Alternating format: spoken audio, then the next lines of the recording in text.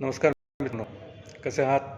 आनंदी, उत्साही, energetic. Yes, energy energy energy energy असायलाच पाहिजे मित्रांनो. मित्रांनो, प्रत्येक कामात गोष्टीत आपल्याला सक्सेस व्हायचं असेल,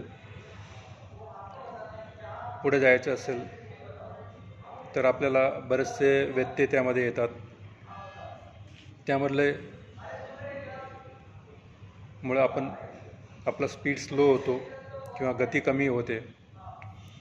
जर हे आपल्याला माहीत असेल कशामुळे आपली गती कमी होते, कोणती गोष्टी आपल्याला इफेक्ट करते, तर तुम्हाला माहीत असेलच.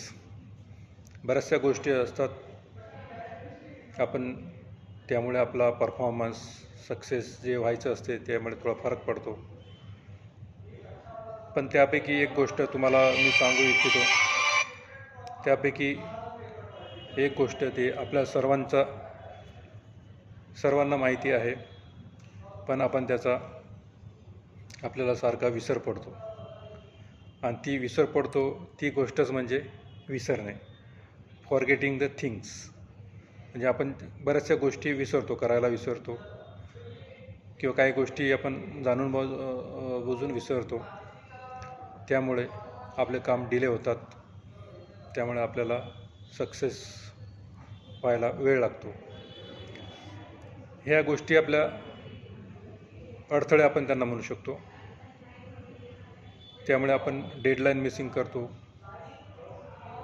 इम्पॉर्टंट टास्क मिस करतो.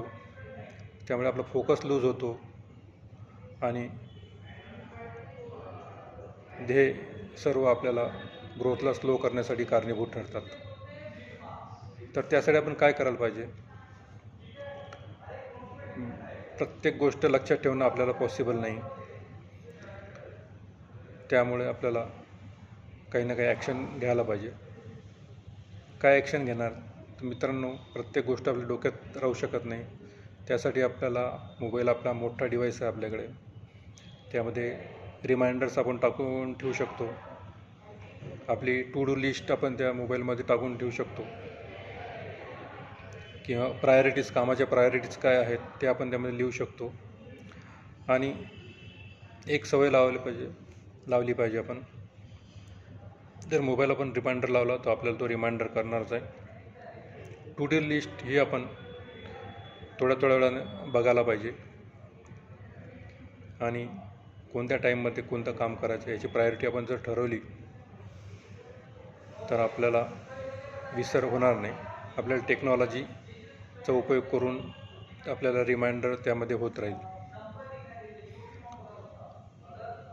गुगल ड्राईव्ह आहे, गुगलवर आपण ठेवू शकतो. आणि स्ट्रॅटजी एक बनवू शकतो की जे आपल्याला विसरण्यापासून रोखू शकेल. म्हणजे आपल्याला आठवण करून देणं म्हणजेच न विसरणं असं होतं आहे. तर मित्रांनो, हे छोट्या गोष्टी असतात आपल्याला ज्या रोखतात. समजा एक का आपल्याला इलेक्ट्रिकचं बिल भरायचं आहे आपल्याला, आपण लास्ट डेटपर्यंत त्याचा वेट करतो आणि लास्ट डेला भरतो. हेच जर आपण रिमाइंडर लावून ठेवलं की नाही, मला लास्ट डेट ही आहे, त्याच्या अगोदरच मला भरायचं आहे बिल, तर आपण शक्यतो ते भरू शकतो.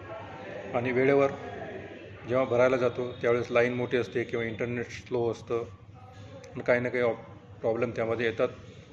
त्यामुळे आपलं ते लाईट बिलची पेनल्टी आपल्याला भरावा लागतो, कट पण होऊ शकते.